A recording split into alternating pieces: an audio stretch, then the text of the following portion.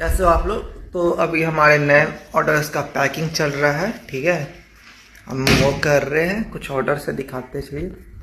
ये ऑर्डर्स आया है, अभी कुछ ऑर्डर्स ये है और कुछ ऑर्डर्स नीचे रखा है और एक तो पार्सल कल हो गया डिल, ठीक है।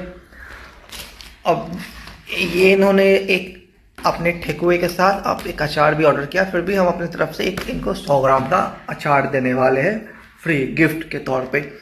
और इस ठेकुआ का कोई ज़्यादा दाम है नहीं, ठीक है। 299 रुपये का आधा किलो, मतलब 600 रुपये किलो ये।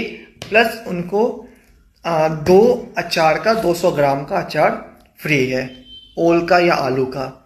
तो आप लोग वेट मत करिए, अभी ऑर्डर करिए, ये आपके घर तक पहुंचा दिया जाएगा, ठीक है।